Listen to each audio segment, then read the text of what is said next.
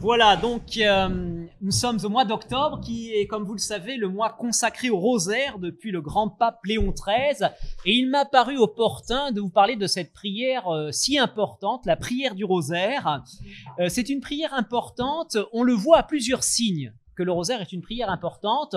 Tout d'abord, vous savez que lorsque l'on veut savoir ce qu'il est important de faire dans la vie chrétienne, un bon tuyau, c'est d'aller lire la vie des saints. Parce que les saints sont des modèles, sont des exemplaires pour nous. Et vous constaterez avec étonnement peut-être que des grands saints ont été très attentifs à prier le rosaire, ont eu une attache particulière à la prière du rosaire. On sait par exemple que Saint François de Sales, grand docteur de l'Église, donc un grand intellectuel, priait tous les jours le chapelet. Il s'était engagé par vœu dès l'âge de 12 ans à prier tous les jours le chapelet, et il le priait, fût-il 11 heures du soir, il priait son chapelet, et il le priait bien, il lui fallait 1 heure pour dire son chapelet. Donc voilà, un exemple de saint qui vraiment a cette attache au rosaire. Le grand apôtre du rosaire, c'est Saint Louis-Marie Grignon de Montfort, qui a, vous savez, passé sa vie à pérégriner pour prêcher des missions, et chaque fois qu'il déambulait, il avait son chapelet à la main, il priait son rosaire, donc, et puis Padre Pio, Sainte Bernadette Soubirous, etc. sont tous des grands saints très attachés au rosaire. Donc c'est un premier indice qui nous montre l'importance que cette prière peut avoir. Le deuxième signe que l'on a lorsqu'on est chrétien pour savoir comment atteindre le ciel, c'est une boussole infaillible qu'on appelle le magistère. Le magistère, ce sont les autorités de l'Église, le Christ qui a dit à Pierre, tu es Pierre et sur cette pierre je bâtirai mon église, qui a dit à ses apôtres, qui vous écoute m'écoute.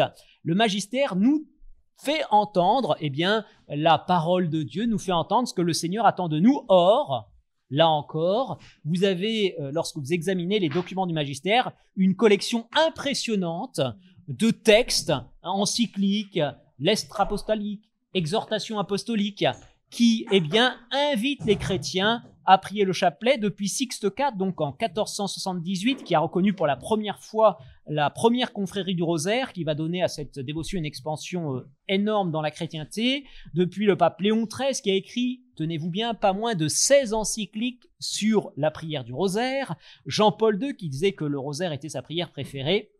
De nombreux papes ont invité avec ardeur les chrétiens à prier le rosaire. Léon XIII disait « Le rosaire forme la plus excellente méthode de prière, très efficace pour nous faire acquérir la vie éternelle. » Et puis enfin, si jamais l'exemple des saints, la parole des papes n'était pas suffisante pour vous convaincre que la prière du rosaire est tout à fait fondamentale, le ciel a sorti le grand jeu, si je puis dire, en envoyant Notre-Dame elle-même nous inviter à de nombreuses reprises, notamment lors de ses apparitions les plus importantes, Lourdes et Fatima, à prier le rosaire. La plus importante de toutes les apparitions reconnues, c'est, à mon avis, sans aucun conteste, l'apparition de Fatima, où la Vierge, on le voit à travers la richesse doctrinale de cette apparition, à travers les prophéties absolument époustouflantes qu'elle nous a livrées au cours de cette apparition, et puis le grand signe, il n'y en a jamais eu un miracle comme celui qui a clôturé l'apparition de Fatima, vous savez, ce soleil qui danse comme ça dans le ciel pendant une dizaine de minutes. Lors de cette apparition, la Vierge est apparue 6 fois à Fatima, le 13 de chaque mois, entre le mois de mai et le mois d'octobre. À chaque fois, il y a une parole qu'elle répète, toujours la même, d'autres paroles aussi, mais il y en a une qui revient à chaque fois: prier tous les jours le chapelet. Et lorsque notre maman du ciel se répète, c'est qu'elle veut attirer notre attention sur l'importance de ce qu'elle nous demande. Donc vraiment, cette prière du chapelet, voyez-vous, à travers tous ces signes, on voit que c'est une prière d'une très grande importance pour notre vie spirituelle, et nous allons donc en parler plus amplement au cours de cette rencontre. Je vous lis, avant de commencer, la parole que Sœur Lucie, donc Sœur Lucie, c'est la voyante principale de l'apparition de Fatima, en quelque sorte l'apôtre de la vision de Fatima, de l'apparition de Fatima, disait: le rosaire est la prière que Dieu, par le biais de son Église et de Notre-Dame, a recommandée avec le plus d'insistance à tous en général, comme chemin et porte de salut. Donc, pour parler de cette prière tout à fait fondamentale, on va procéder en 3 points. Tout d'abord, je rappellerai ce qu'est la prière du rosaire, donnerai quelques définitions, l'origine historique, le développement, assez brièvement. Puis, dans le deuxième point, nous verrons ce qui explique l'importance de cette prière. Pourquoi cette prière est si puissante et si féconde et si nécessaire pour la vie chrétienne. Et puis enfin, je vous donnerai quelques indications pratiques pour bien prier votre chapelet, pour bien prier votre rosaire. Donc, commençons tout de suite par ce premier point. Qu'est-ce que le rosaire? Vous savez que lorsque l'on veut s'intéresser à une réalité, il faut commencer par étudier sa définition, donner sa définition. Et pour mieux saisir une définition, il est très important d'aller étudier son étymologie, l'étymologie du mot. Lui-même, saint Thomas d'Aquin, le grand docteur de l'Église, lorsque vous lisez sa somme de théologie, lorsqu'il s'intéresse à une notion théologique, va examiner l'étymologie du mot qu'il étudie. Alors, quelle est l'étymologie du mot rosaire? Au Moyen-Âge, le mot rosaire a deux sens. Il désigne tout d'abord un florilège, une collection de textes, de matières tout à fait variées. Ça peut être de la philosophie, du droit, de la médecine, de la théologie, tout un tas sortes de sujets, peu importe, c'est l'idée d'une collection de textes. Et deuxième sens de ce mot rosaire, c'est une couronne de fleurs que l'on offre à quelqu'un que l'on aime, un ami, par amitié. Et ces deux mots, en fait, nous parlent du rosaire tel que nous le connaissons, puisque dans la prière du rosaire, il va y avoir une sorte de collection de textes, de prières, de pater, d'ave, de gloria, de méditation. Et puis, deuxième aspect, c'est une couronne symbolique de fleurs que l'on offre à Notre-Dame, notre mère, notre reine du ciel. Sainte Catherine Emmerich, la grande mystique allemande du XIXe siècle, a eu une vision lorsqu'elle priait son rosaire. Elle voyait sortir de sa bouche des roses qui allaient couronner Notre-Dame. C'est une merveilleuse illustration de ce que réalise la prière du rosaire. On va en quelque sorte couronner Notre-Dame de notre prière du rosaire. Donc voilà pour l'étymologie du mot. Alors, si l'on cherche à voir maintenant la définition plus précise du rosaire, lorsqu'on parle de rosaire, on peut vouloir désigner deux choses. Tout d'abord, l'objet matériel, concret, une sorte de collier, en quelque sorte. Voilà, il y en a qui le mettent autour du cou, c'est très bien, ça fait un petit peu d'apostolat au passage. Donc, voilà ce qu'on peut appeler un rosaire, donc une longue chaîne qui relie des grains en une certaine quantité.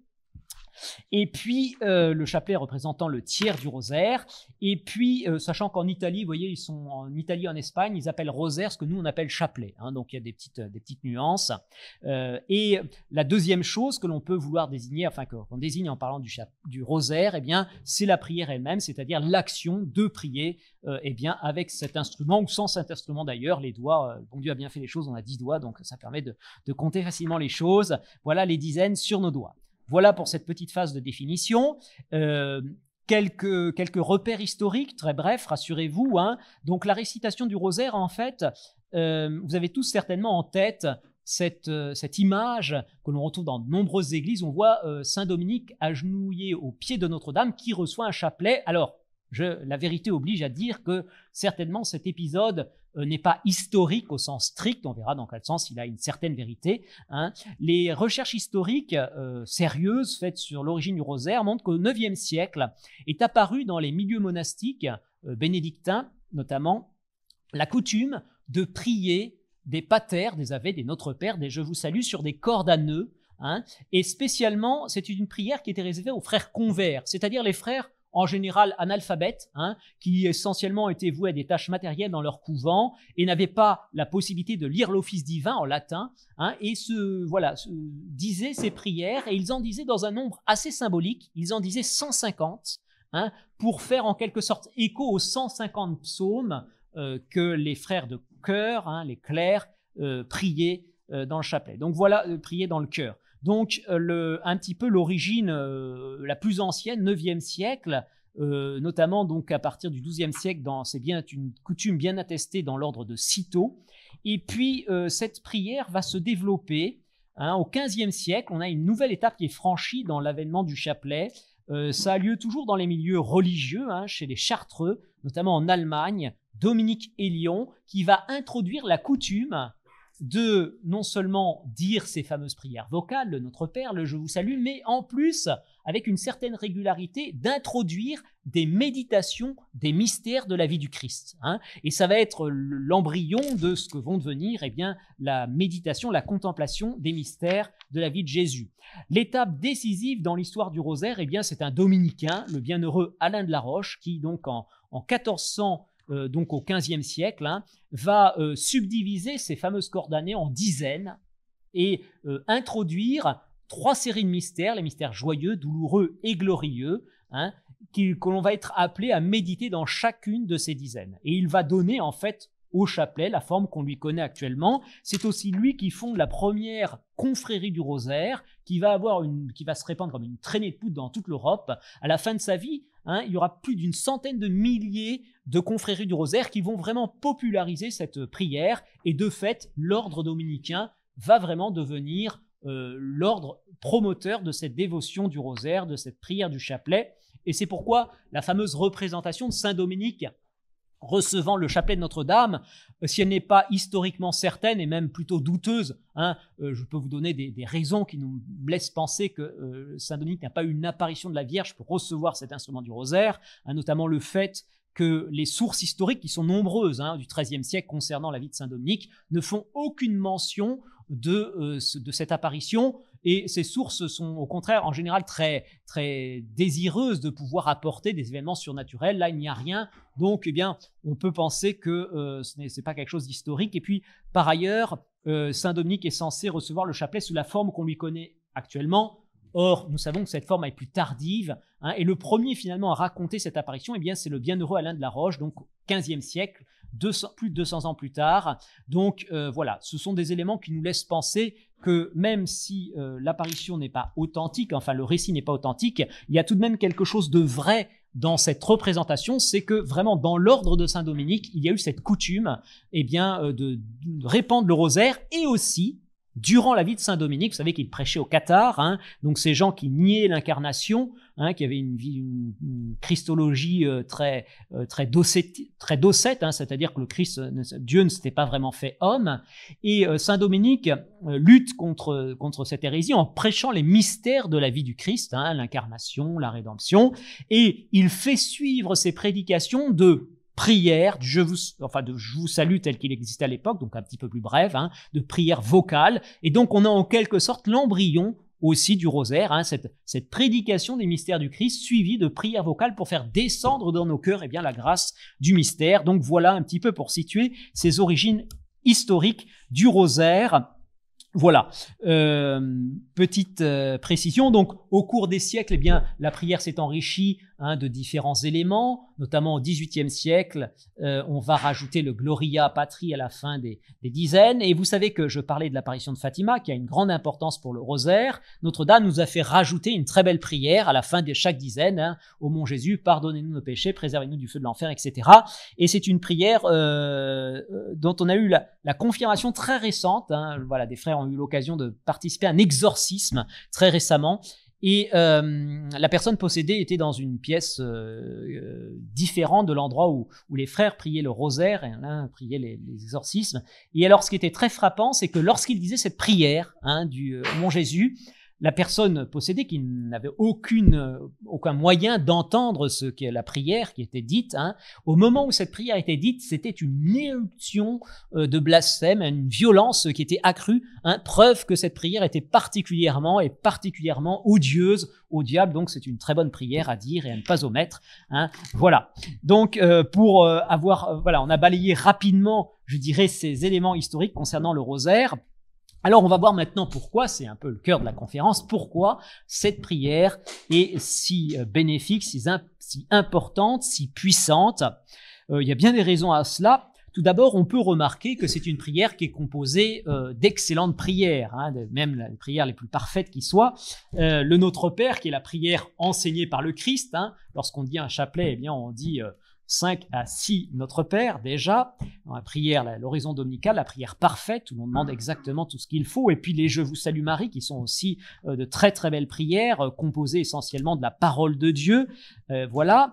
Cette prière du rosaire, on l'a fait précéder d'un signe de croix, hein, qui est bien le résumé, le condensé de tout notre credo. On évoque les deux mystères fondamentaux, hein, la Sainte Trinité et puis le mystère de la rédemption. Vous savez d'ailleurs, petite parenthèse, hein, de temps en temps, on a tendance à faire le signe de croix un peu comme un chasse-mouche rapide. Vous savez que lorsque Notre-Dame est apparue à Lourdes, la première chose, alors Bernadette est sur le bord du Gave, elle entend un brusque coup de vent qui nous rappelle bien sûr la Pentecôte. Elle se retourne du côté des peupliers et pas une branche ne bouge. Elle est surprise.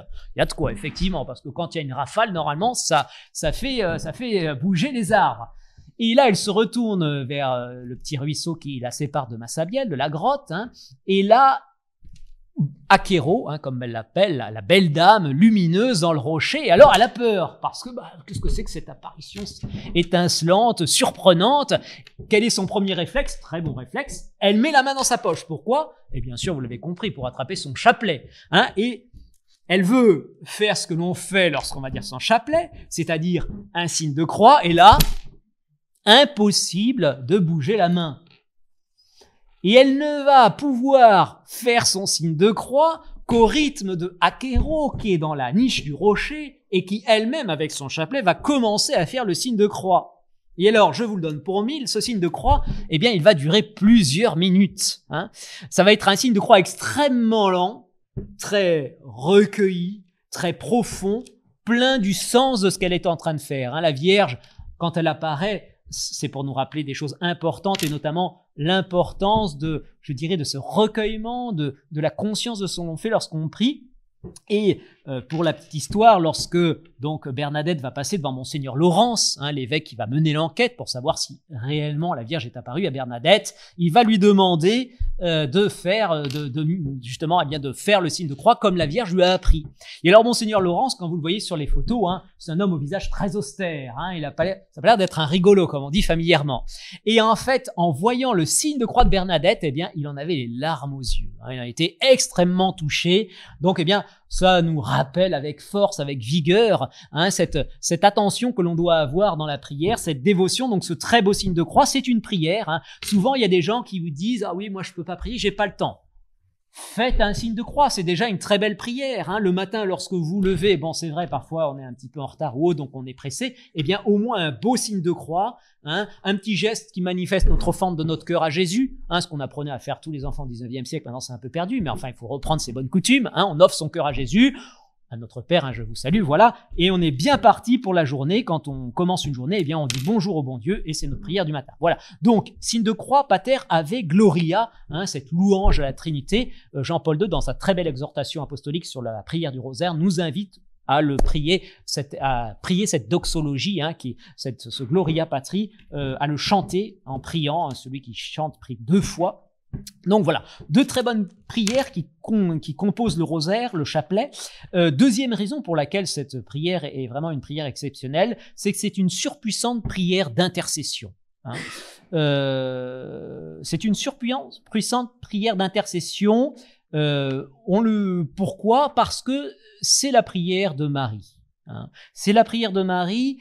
Lorsque l'on prie le chapelet, eh bien, que se passe-t-il? Vous ne le voyez pas, mais c'est ce qui se passe réellement au ciel. Eh bien, vous avez Notre-Dame, la mère de Jésus, qui n'a jamais rien refusé ici-bas à son fils, qui présente à son fils nos demandes.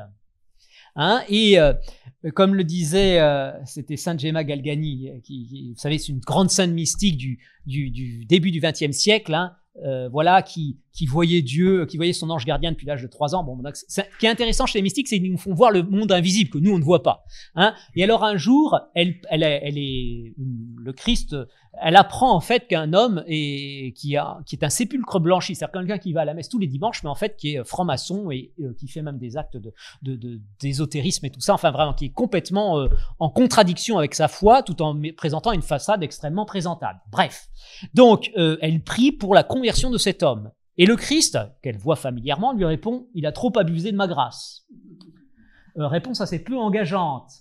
Et Sainte Gemma Galgani ne se laisse pas démonter. « Très bien, Seigneur, j'ai compris. Je vais en parler à ta mère, et toi va dire non à ta mère. » Et alors, ce qui est bien, c'est qu'elle voit ce qui se passe en plus.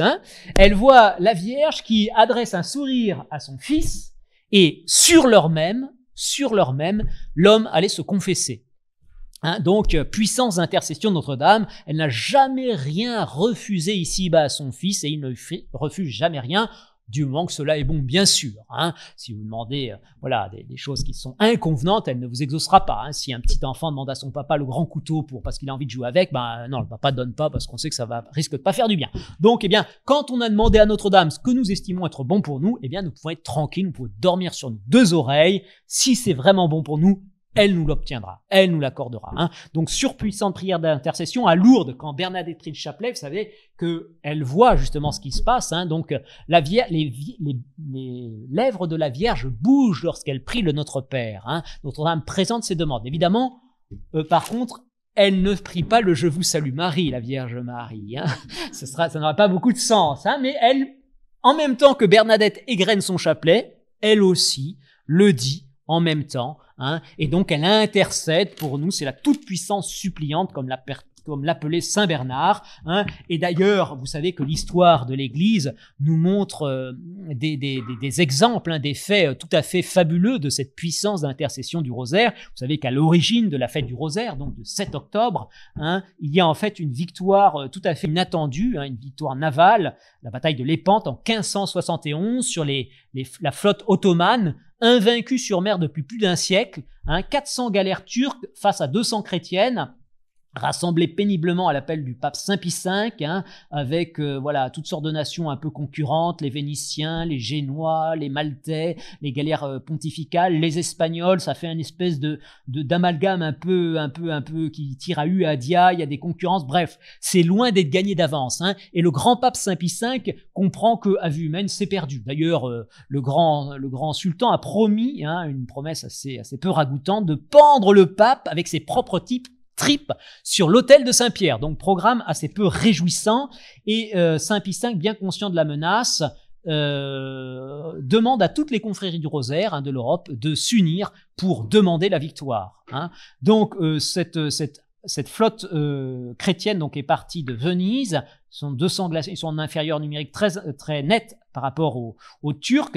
À bord des galères turques, vous avez les janissaires, hein, ces enfants qui ont été donc kidnappés à des familles chrétiennes et qui ont été formés de plus jeune âge dans des camps d'entraînement militaire, donc des redoutables des redoutables bêtes de guerre. Hein, vous savez qu'il y a une expression, on dit il est fort comme un Turc. Hein, ça venait effectivement, ils avaient des soldats absolument redoutables. Hein, c'était des gens qui étaet programmés en quelque sorte dès leur plus jeune âge pour devenir de redoutables guerriers, et ils étaient effectivement tout à fait redoutables, ces janissaires. Et donc la flotte chrétienne descend le long de la mer Adriatique et parvient donc au matin du 7 octobre, qui est un dimanche d'ailleurs, en vue à la sortie du golfe de Corinthe, hein, dans ce lieu qu'on appelle Lépante. Et là, il tombe, à la surprise d'ailleurs aussi bien des Turcs que des chrétiens, il tombe nez à nez avec les 400 galères turques qui sont au mouillage dans la baie. Les Turcs sont absolument certains de leur victoire. Hein, ils n'ont pas perdu une bataille depuis plus d'un siècle. Hein, ils sont en très forte supériorité numérique. Il laisse les chrétiens manœuvrer péniblement parce que, comble de malheur, le vent est défavorable aux chrétiens, ce qui à l'époque est particulièrement défavorable pour une bataille navale. Hein. On manœuvre à la rame et par contre, si on peut avoir le coup de pouce du vent, eh bien ça change tout en général. Donc les chrétiens, péniblement, à midi, sont enfin rangés en ordre de bataille. Les Turcs ne cherchent même pas à les empêcher, ils sont absolument certains de leur victoire. Et à midi, donc Don Juan va donner le signal d'alarme. Il fait dresser d'ailleurs une bannière que le pape avait bénie lui-même, représentant Notre-Dame. Et avant de donner le signal d'alarme, il fait mettre tous ses soldats à genoux, hein, et leur fait empoigner le rosaire et il les fait prier. Et lorsqu'il est midi, eh bien, il donne le signal d'alarme. Et là, au miracle, enfin miracle, pas un miracle, mais c'est un petit signe du ciel, le vent tourne à la faveur des chrétiens. Hein, ça va complètement galvaniser les galères, la flotte chrétienne, hein, et ça va être alors une mêlée assez inextricable. Hein, il y a un peu de tout partout, mais enfin globalement, à la fin de la journée, il y a des affrontements, des abordages, notamment les cadets d'Espagne là qui se fritent justement avec les janissaires. Hein, il y a un corps à corps sanglant. Il y a des corsaires turcs qui vont arriver à couler les galères maltaise, enfin bon, bref, il y a tout un tas de rebondissements, c'est passionnant. Si vous voulez une belle histoire, vous lisez la bataille navale de Lépante. Et par contre, ce qui se passe, c'est que les Turcs prennent une pilée monstrueuse. Quasiment toutes les galères turques sont coulées.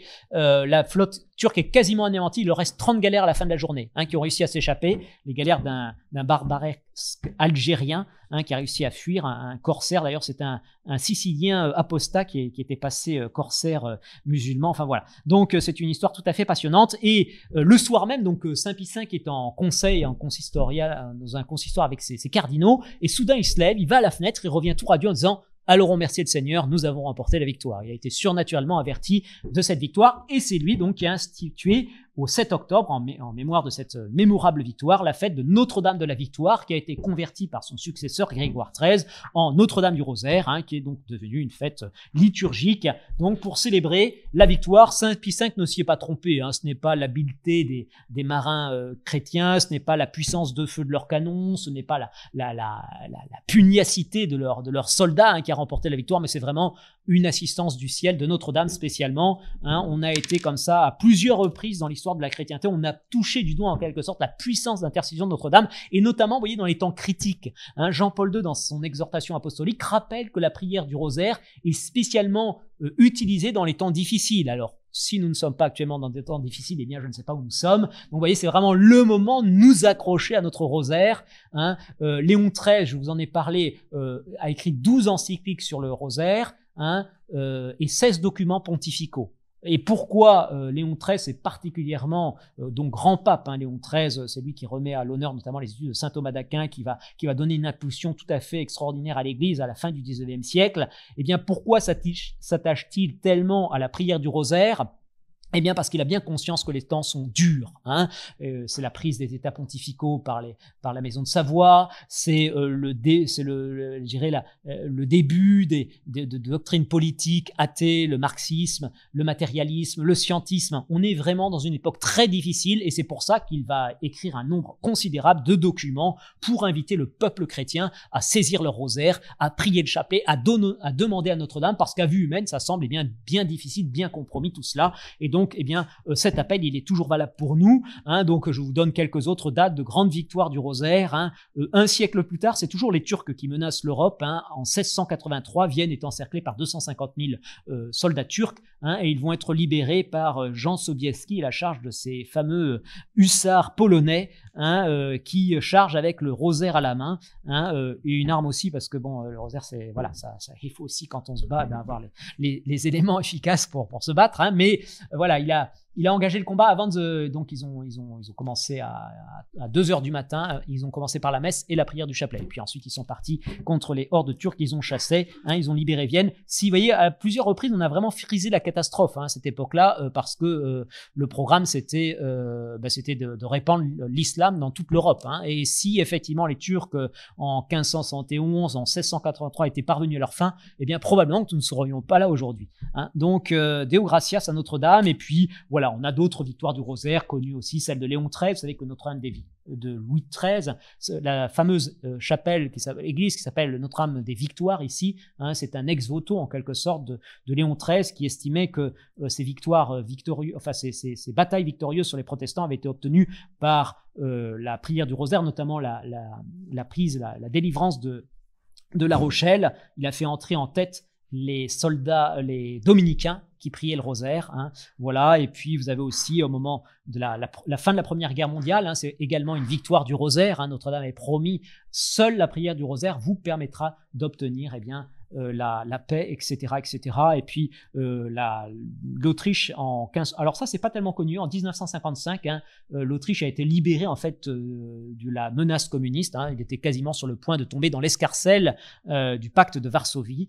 Et on ne sait pas pourquoi. Finalement, les Russes ont quitté le territoire. Et en fait, on sait pourquoi quand on est chrétien, c'est que une croisade du rosaire avait été lancée par un saint prêtre autrichien qui a fait prier plus d'1 million de personnes comme ça, tous les jours, le rosaire, et ils ont obtenu cette victoire. Voilà, donc des exemples très, très frappants qui concernent, vous voyez plutôt, là, ce sont les grandes lignes de l'histoire de l'Église, mais aussi important à savoir, cette prière du rosaire pour nos familles. Dans nos familles, il y a souvent des misères, des difficultés, des haines, des drames. Eh bien, une famille qui prie le rosaire est une famille protégée. Vous avez eu un exemple que j'ai lu dans Famille chrétienne en 2000. en 2000, je ne sais plus combien, mais l'histoire remonte à 2001, hein, la famille Buru, Nicole et Régis. C'est une famille d'ailleurs des Parisiens très bobos, hein, donc catho-sociologiques, voilà, mais en fait pas beaucoup de fond en point de vue religieux, même on peut dire absolument rien, hein, pratiquant, je pense, peut-être même pas du dimanche, même pas des fêtes carillonnées, bref. Et en fait, évidemment, comme lorsque l'on vit un peu dans l'individualisme dans le mariage, eh ben ça tourne assez mal, hein, ça, au bout d'un certain temps, le torchon brûle entre Nicole et Régis, et sursaut de foi, ils se disent, avant d'aller divorcer, on va aller faire un pèlerinage à Lourdes. Bonne idée. Hein, donc, ils vont faire leur pèlerinage à Lourdes. Et lorsqu'ils font le chemin de croix ensemble, ils ont tous les deux simultanément une parole intérieure qui leur dit « Je guérirai votre couple, cela me ferait plaisir que vous priez le rosaire. » Hein. Et ils vont prendre cette parole très au sérieux, ils vont prier le rosaire tous les jours, un chapelet le matin, un à midi et un le soir, donc voilà, une sorte d'angélus rosarique, si on peut dire, hein. Et leur couple est complètement transformé, non seulement ils se rabibochent, mais il y a toute leur vie qui est changée, hein. Et saint Pie X disait à propos de cette prière du rosaire, la prière du rosaire est de toutes les prières la plus belle, la plus riche de grâce, et celle qui touche le plus le cœur de la Mère de Dieu. Si vous voulez que la paix règne dans vos familles, récitez-y le chapelet en commun. Hein. Donc voilà, des victoires après les grandes victoires, je dirais, qui concernent la société, les victoires concernant la famille, et c'est loin d'être négligeable, hein, ces questions-là, puisque on peut dire que d'une certaine façon, la famille, c'est la cellule de base de la société, tout se joue dans les familles. Hein. Sœur Lucie, dont je parlais tout à l'heure, lorsque le cardinal Caffarra, qui avait été mandaté par Jean-Paul II pour fonder l'Institut pour la famille, hein, le cardinal Caffarra avait eu l'idée de solliciter la prière de Sœur Lucie. Hein, donc voilà, une personne qui était en réputation de sainteté, et il avait juste sollicité sa prière, et à sa grande surprise, il a reçu une lettre de Sœur Lucie disant que ce qu'il allait faire était extrêmement important, parce que selon ce que le Seigneur lui avait dit, hein, la grande bataille finale se jouera sur la famille. L'acharnement du diable concernera la famille, parce que quand on détruit la famille, on détruit la société. Hein, et donc, vous voyez, c'est pour ça, donc à contrario, hein, de façon réversible, lorsqu'on protège la famille, lorsqu'on a des saintes familles, eh bien, c'est toute la société qui en profite, hein, qui fleurit. Voilà. Donc, victoire du rosaire pour les familles. Et puis, encore autre bonne raison de prier le chapelet, hein, tout à l'heure je parlais d'exorcisme, on voit que le démon est particulièrement haineux vis-à-vis du chapelet, vis-à-vis du rosaire, hein. On le voit lors des exorcismes notamment. À Lourdes, lors de la 4e apparition, vous savez que le démon a cherché vraiment à torpiller, si je puis dire, l'apparition de Lourdes, hein, notamment en faisant des fausses apparitions en simultané. Et au moment de la 4e apparition, il fait des borborismes diaboliques, infernaux du côté du Gave. Et la Sainte Vierge a juste à tourner la tête dans sa direction et tout se calme. Hein. Quand la Sainte Vierge est là, le démon ne résiste pas. C'est elle qui va lui écraser la tête. Donc, si vous voulez, il y a une sorte d'inimitié assez forte entre les deux. Hein. Et lui, c'est l'orgueil fait ange, et elle, c'est la femme fait humble. Hein. Et donc, il y a une sorte d'antinomie absolue entre l'un et l'autre. Et donc, lorsque vous empoignez votre rosaire, eh bien, l'enfer tremble parce qu'il sait qu'il va subir de lourdes pertes. Hein. Donc, c'est aussi une très bonne raison. On parle parfois, alors c'est une métaphore un peu guerrière, de mitraillette contre le diable, mais voilà, en évacuant l'aspect un peu violent peut-être de la métaphore, il y a quelque chose de vrai. Hein, lorsque vous priez le rosaire, eh bien, c'est le royaume de Dieu qui avance et les forces infernales qui reculent. Hein, donc il faut le savoir, et c'est la vérité. La prière du rosaire, pour vous qui êtes ici, vous êtes attentifs, hein, à l'évangélisation, à la prédication. Il faut savoir que le rosaire a une immense valeur apostolique. Ce n'est pas un hasard si les dominicains qui sont voués à la mission, qui sont liés à l'évangélisation, ont été les grands promoteurs de la prière du rosaire. Elle a vraiment une valeur particulière pour toucher les âmes. Le grand prédicateur dominicain qui a prêché ici, conférence de Carême, Lacordaire, disait « Semez des ave, vous récolterez des âmes ». Hein, c'est une belle image, effectivement. Hein, et donc, lorsque vous êtes dans votre métro, là, eh bien, égrenez votre chapelet. Hein, vous savez pas ce que ça fait. Eh bien, ça fait beaucoup de bien. Hein, ce sont des grâces qui descendent sur les personnes qui sont autour de vous et qui sont même peut-être parfois plus loin. Hein, il y a vraiment une fécondité apostolique du rosaire. Et puis aussi, la visibilité. Hein, ce n'est pas à négliger le fait de voir. C'était un jeune cadre dynamique comme ça qui me racontait qu'un jour, donc, il prend le bus et devant lui, il voit un type en train de réciter son chapelet.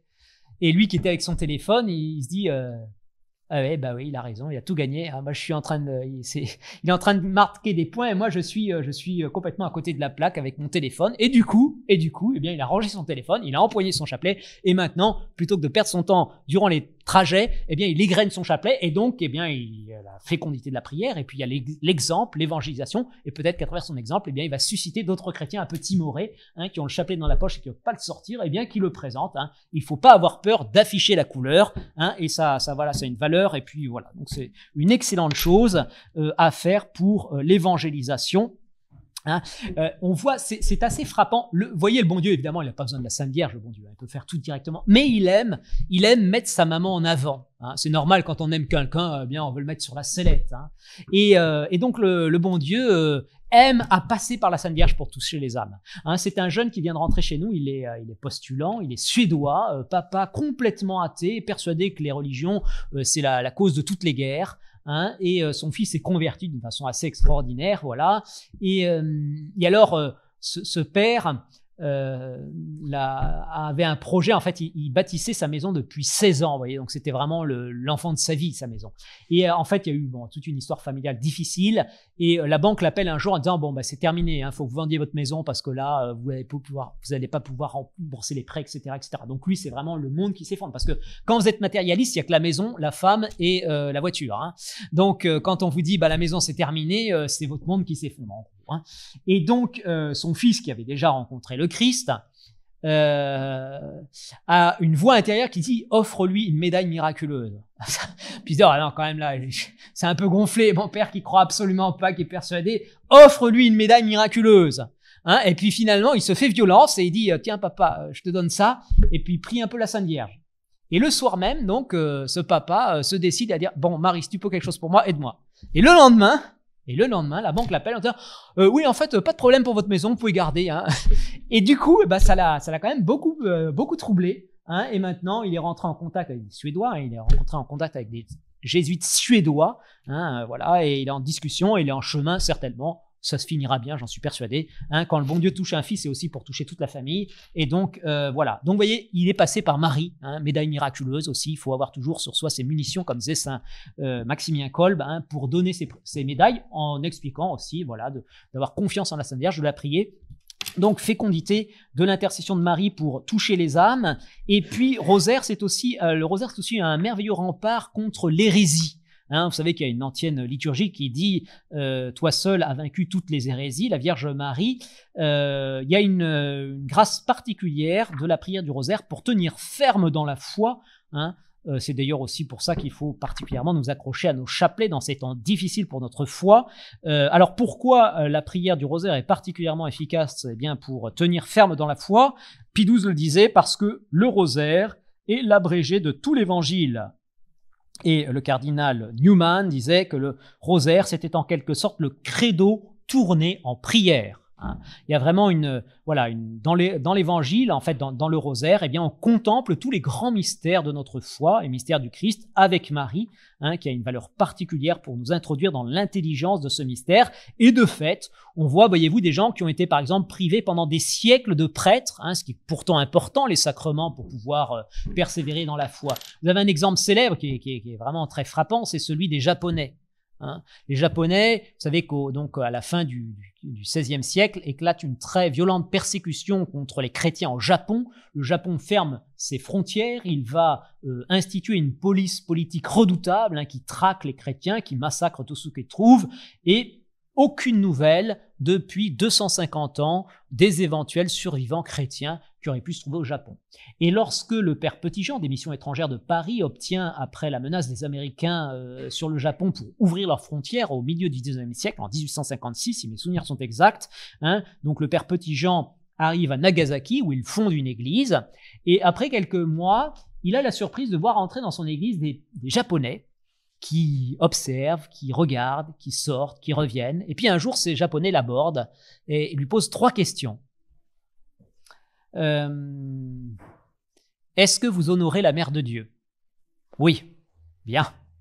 Est-ce que vous obéissez au grand chef qui est à Rome? À Rome, ils ont bien dit Rome. Et où sont vos enfants? C'était les 3 questions clés que leur avaient laissées les jésuites en partant au XVIIe siècle en leur disant on reviendra. Hein, et pour nous identifier, hein, pour pas confondre avec les protestants, voilà, avec les hérétiques, eh bien, il y aura 3 questions à poser. Et ils se les étaient transmises de génération en génération.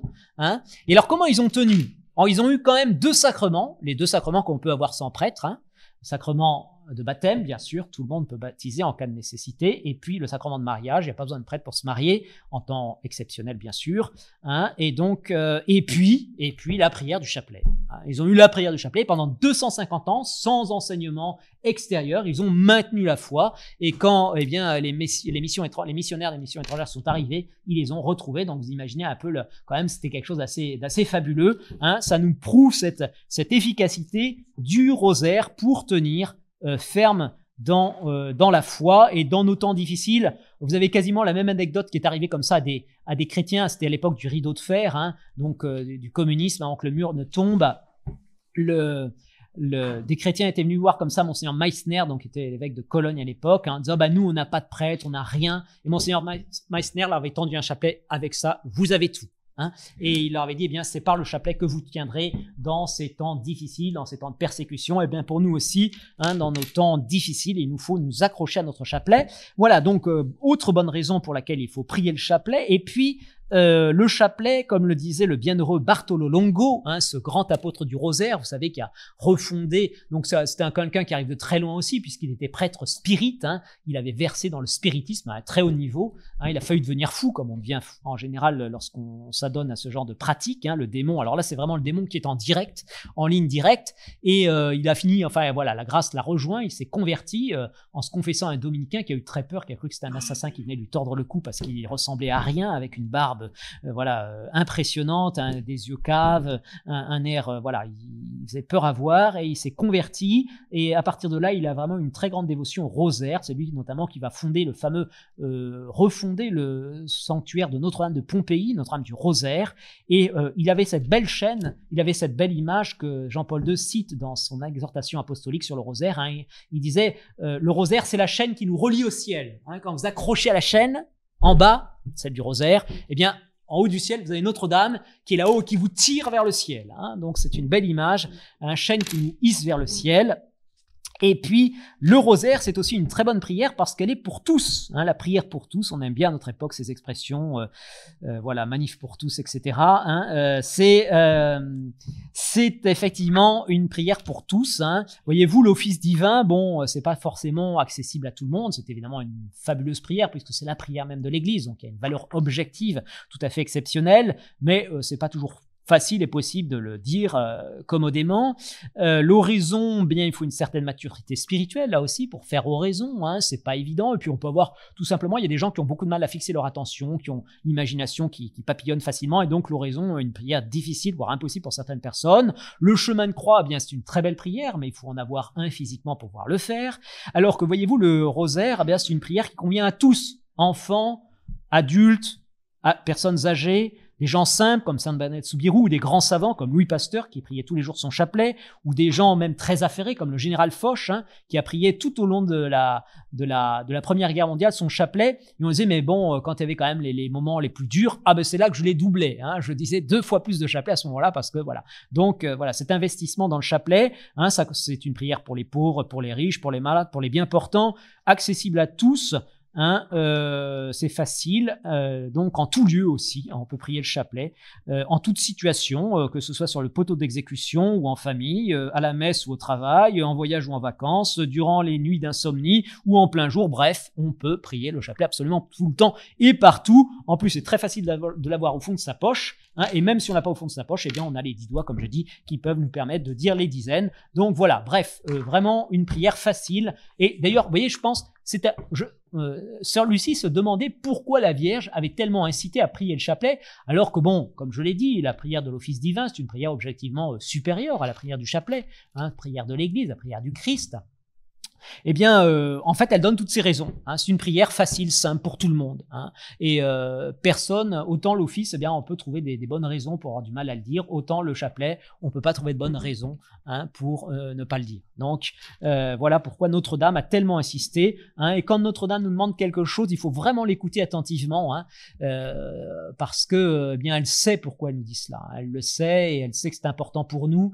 Hein. Voyez-vous, j'ai très frappé par l'histoire de ce petit enfant de 5 ans. Hein, il était au bord de la plage à Biarritz, c'est un endroit où il y a des gros rouleaux, des grosses vagues, hein, et en fait ça forme des dépressions. Alors les parents avaient dit au petit garçon qui ne savait pas nager, surtout tu ne vas pas au-delà d'une certaine ligne, hein. Et le petit garçon avait dit pourquoi, moi je suis grand, etc. Et puis il était parti au-delà de cette ligne. Il a failli se noyer. Hein, parce qu'en fait, au-delà de la ligne en question, il y avait une brusque dépression. Hein, et donc ça, c'est une bonne image qui nous fait comprendre que nos parents, ils savent des choses que nous, on ne sait pas. Hein. Et on a des très bonnes raisons d'obéir à nos parents quand on est petit, et a fortiori à notre mère du ciel quand elle nous demande quelque chose. Hein, si quelqu'un dit, franchement, moi, le chapelet, ça me branche pas, je sais pas pourquoi, tu sais pas pourquoi? Eh bien, obéis à ta maman du ciel. Elle sait pourquoi. Hein. Voilà, tu ne sais pas, elle le sait. Et fais confiance. Et tu verras quand tu seras au ciel. Hein. Mais et puis tu verras peut-être aussi des ici-bas. Hein. Parfois, on voit vraiment les fruits aussi. Hein, je vous parlais de ce protestant, en voie de conversion. Maintenant, il prie le chapelet. Donc, c'est pour ça que je suis persuadé qu'il va se faire rattraper par le Christ. Hein, parce que quelqu'un qui prie le chapelet, qui se tourne vers Notre-Dame, toute sa mission, c'est de nous tourner vers son Fils. Elle ne garde rien pour elle. Elle est théocentrique. Et donc, elle conduit infailliblement à son Fils. Donc voilà, prière. Et puis enfin, et surtout, on peut dire que la prière du chapelet est d'une importance toute particulière. Alors je vois c'est peut-être la fin, c'est ça? Ah oui, donc j'ai été beaucoup trop long, comme d'habitude. Une ou 2 minutes. Alors, éminemment, prière contemplative, le chapelet, hein, parce qu'on regarde Jésus avec Marie, hein, et personne ne connaît mieux Marie que Jésus. Hein, quand vous tournez vers Marie pour connaître les secrets du cœur de Jésus, eh bien, Marie vous ouvre tout grand le cœur de Jésus. Hein, et c'est pour ça que c'est une prière si importante. Elle vous christifie, elle fait de vous un autre Christ. Hein, celui qui prie vraiment, je dirais, avec dévotion de son chapelet tous les jours, eh bien, pourra dire un jour en vérité, ce n'est plus moi qui vis, mais c'est le Christ qui vit en moi. Marie, notre mère, enfante en nous Jésus. Elle enfante le Christ. Alors, très rapidement, quelques conseils pour bien prier votre chapelet. Hein. D'abord, mettez-vous en présence de Dieu, bien sûr. C'est une prière vocale et une prière méditative. Et il faut vraiment tenir les deux aspects, à la fois dire les méditations et la prière vocale. Je vous conseille d'apprendre par cœur les passages de l'évangile qui correspondent au mystère. Et quand vous commencez votre dizaine, eh bien, vous récitez ce passage d'évangile. Ça permet d'avoir une prière, vous voyez, ça vous fait vivre en plein évangile, en fait, quand vous dites votre rosaire. Hein. Donc, l'ange du Seigneur annonce à la Vierge qu'elle serait la mère du Sauveur. Enfin, ça, c'est l'Angélus. Mais voilà, le 6e mois, l'ange Gabriel fut envoyé par Dieu dans une ville de Galilée, etc., etc. Hein, et chaque mystère, vous apprenez le mystère et vous le dites. Et puis après, quand vous dites je vous salue, vous introduisez une clausule, c'est-à-dire une petite parole qui vous rappelle le mystère dans lequel vous êtes. Comme ça, le danger du chapelet, c'est le psittatisme, hein, c'est-à-dire vous savez, le perroquet qui répète des mots. Non, il faut vraiment que notre cœur soit à Dieu autant possible. On a toujours des distractions, il ne faut pas s'étonner d'avoir des distractions. Hein, la mauvaise prière, c'est celle qu'on ne fait pas. Donc n'ayez pas de scrupules sur les distractions, mais quand vous apercevez que vous n'êtes plus avec le Seigneur, eh bien vous revenez et la clausule va vous aider. Hein, je vous salue Marie, pleine de grâce, le Seigneur est avec vous, vous êtes bénie entre toutes les femmes, et Jésus, votre enfant, qui s'est incarné. Voilà, c'est pour le premier mystère. Et puis après, qui avait visité Élisabeth, etc., etc. Et donc comme ça, vous restez en contact avec le mystère. Voilà. Eh bien, écoutez, on a au pas de charge terminé cet enseignement.